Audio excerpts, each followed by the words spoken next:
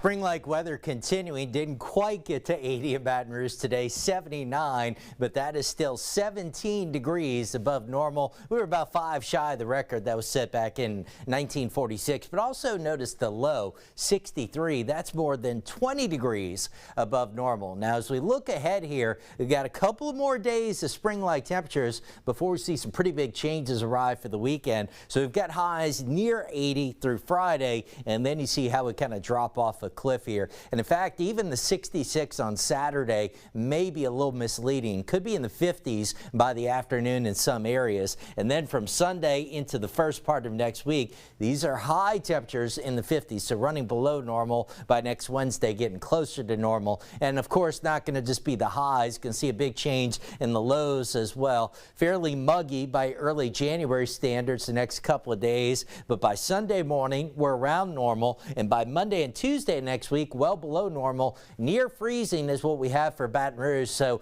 an increasing likelihood that especially north and northeast of the capital city, north of the interstates, that will have at least a couple of freezes as we get into next week. So that is going to be something to track. All right, let me give you a look at what's going to be driving the changes here as we get into the weekend. So we pick up the European model around daybreak on Friday. You can see it's already got some scattered rains, a storm or two around, even though the cold front at that point in time still to our west and northwest. As we get into the afternoon, 3 o'clock, scattered showers, a few storms. And I think as soon as the afternoon, we can't rule out some isolated strong and severe storms, but the greater threat's probably going to come as the cold front gets closer. So as we get into Friday night, here we are at midnight, flipping over to Saturday, and we see potentially a line or a broken line moving in from the west. Models continue to kind of flip back and forth on whether we get a solid line moving in or whether maybe it's a broken line. But whatever that is, that'll probably be the greatest potential, the highest impact weather for many of us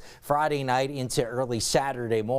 So here we are, daybreak Saturday. The storm threat's starting to wind down, but even as the front moves through, breezy, cooler conditions move in, clouds are likely to linger, and we could even have a couple of showers sticking around on into Saturday afternoon, although those would tend to be of the lighter variety the way it looks right now. All right, so we do have a dense fog advisory in effect as we get into tonight and tomorrow morning. You can see that runs through 9 o'clock tomorrow morning, so we are going to be keeping an eye out for that fog returning to the area once again late tonight into tomorrow. So watch out for some fog early. Otherwise, we do have isolated showers in the forecast tomorrow. Another very warm day with highs around 80 degrees. We've got the first alert up Friday because we have a severe weather threat on the board. I'll give you a closer look at that coming up in my next update. Still going to be warm Friday, but waves of showers and storms really possible through the day,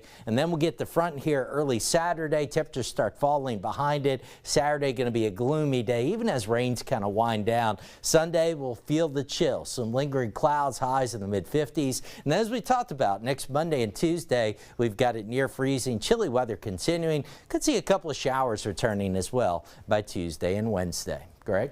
All right, Steve.